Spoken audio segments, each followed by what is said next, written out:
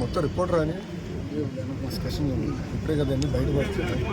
గత ప్రభుత్వాల్లో జరిగిన అవతలు ఇప్పుడే కదా రెడ్ బుక్ అంటే ఏంటో, ఏ అధికారులు అయితే చట్టాలను ఉల్లంఘించి ప్రజల్ని కార్యకర్తలు ఇబ్బంది పెట్టారో వాళ్ళందరినీ మేము సీరియస్గా తీసుకుంటామని చెప్పడం జరిగింది.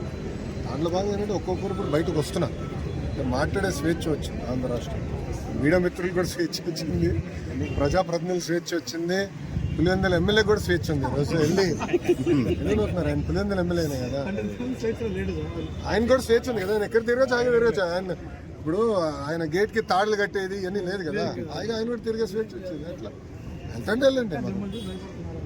ఎవరు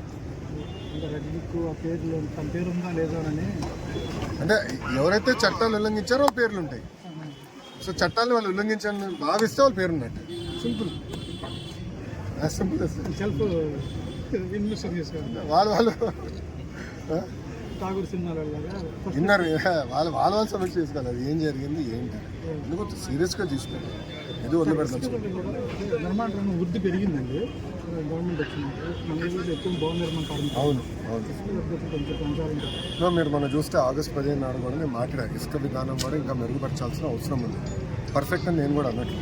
ముఖ్యమంత్రి గారు కూడా దానిపైన సమీక్ష చేస్తున్నారు. దాన్ని ఎట్లా స్ట్రీమ్ లైన్ చేయాలి. ఇప్పుడు మనకు వర్షాలు కూడా పడినాయి, ఇసుక తీసినా కూడా ఇబ్బంది. ఒకేసారి ఎకనామిక్ యాక్టివిటీ కూడా ఇంప్రూవ్ అయింది. సో ఇది ప్రాబ్లం అయితే ఉంది, కాదని ఎవరు అనట్లేదు. కానీ దాన్ని ప్రక్షాళన చేయాలి, ధరలు తగ్గించాలి, సిస్టమేటైజ్ చేయాలి. ఆ పనులు ఉంది.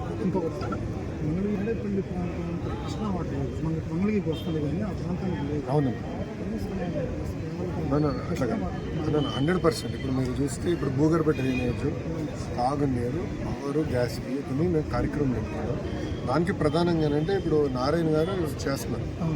గౌరవ మున్సిపల్ అడ్మినిస్ట్రేషన్ శాఖ మంత్రులు ఆల్రెడీ డిపిఆర్లను తయారు చేస్తూ యాక్టివిటీ స్టార్ట్ చేస్తున్నారు.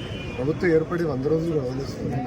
సో సిస్టమేటిక్గా చేయాలి. ఎందుకంటే నేను డిపిఆర్ చేయకుండా కాదు, 100% నీళ్ళు ఇస్తాను. కానీ డిపిఆర్ చేయకుండా ప్రాపర్ ప్రాసెస్ ఫాలో అవ్వకుండా నేను కూడా చట్టాలు ఉల్లంఘించి అడ్డగోలే చేస్తే రేపు మీరే నన్ను పట్టుకుంటారు. నాది అది కాదు, సిస్టమ్ ఉంది. అంత ఇబ్బందులు సెట్ చేయాలి.